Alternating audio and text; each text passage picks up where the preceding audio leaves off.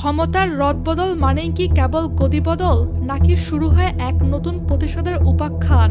যে রাজপথ একদিন স্লোগানে মুখরিত ছিল, আজ সেখানে শোনা যাচ্ছে আইনি যুদ্ধের হুঙ্কার, যেখানে শিকার আর শিকারীর ভূমিকা মুহূর্তে বদলে যেতে পারে।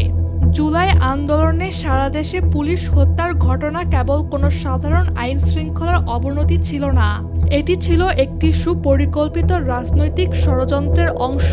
বিএনপি মহাসচিব মির্জা ফখরুল ইসলাম আলমগীর হুঙ্কার ছেড়েছেন, এই হত্যাকাণ্ডের দ্রুত তদন্ত হবে। তাদের দাবি, স্বরাষ্ট্রমন্ত্রী যা বলছেন সরকার সেই পথেই হাঁটবে।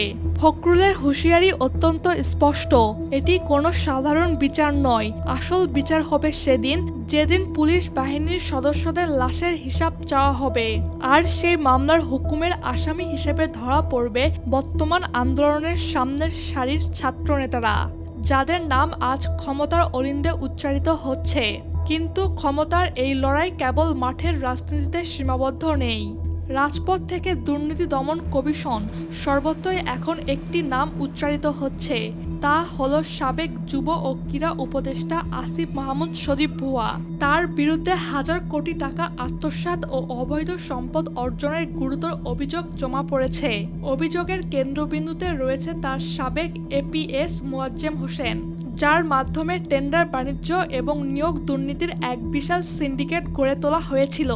জাতীয়তাবাদী ছাত্রদলের সাধারণ সম্পাদক সরাসরি মিডিয়ার সামনে দাবি করেছেন, আসিফ মাহমুদের এই দুর্নীতি এখন বাংলাদেশের মানুষের কাছে ওপেন সিক্রেট। শুধু তাই নয়, স্থানীয় সরকার মন্ত্রণালয়ের উন্নয়ন প্রকল্পগুলোতে 10% কমিশন বাণিজ্যের ভয়াবহ অভিযোগ রয়েছে তার বিরুদ্ধে।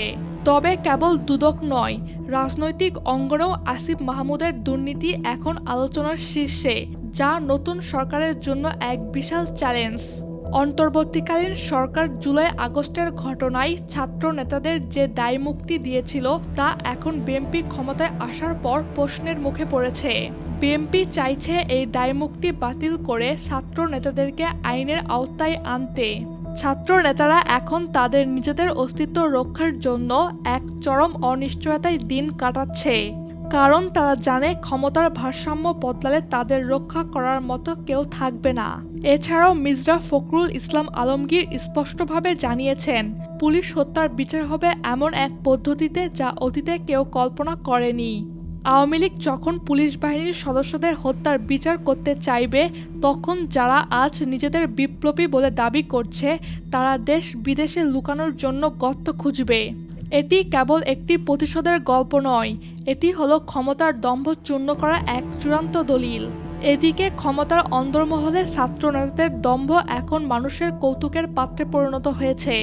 যারা সচিবালয়ে ঢুকে উপদেষ্টাদের গালিগালাজ করত, তারা এখন নিজেরাই নিজেদের নিরাপত্তা নিয়ে শঙ্কিত। অনেকেই মনে করছেন অন্তর্বর্তীকালীন সরকার তাদের অতিরিক্ত স্বাধীনতা দিয়েছিল।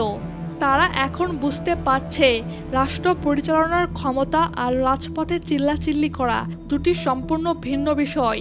এই অতিরিক্ত স্বাধীনতার দিন ফুরিয়ে এসেছে এবং এখন সময় হয়েছে জবাবদিহিতার। আজকের এই বিশ্লেষণ থেকে এটি স্পষ্ট যে বাংলাদেশের রাজনৈতিক পরিস্থিতি এক অভূতপূর্ব সন্ধিক্ষণে দাঁড়িয়ে আছে। পুলিশ হত্যা নিয়ে ফখরুলের বক্তব্য এবং আসিফ মাহমুদের দুর্নীতির খবর দেশের মানুষকে নতুন করে ভাবতে বাধ্য করছে। এমনকি রাষ্ট্রপতিকে সরানোর দাবি তুলেও তারা নিজেদের আড়াল করার চেষ্টা করছে, কিন্তু দায়মুক্তি বাতিল হলে পুলিশ হত্যার বিচার তাদের গ্রাস করবেই। এই ক্ষমতার লড়াই শেষ পর্যন্ত কে হাসবে, জনগণ নাকি পুরনো প্রতিহিংসা?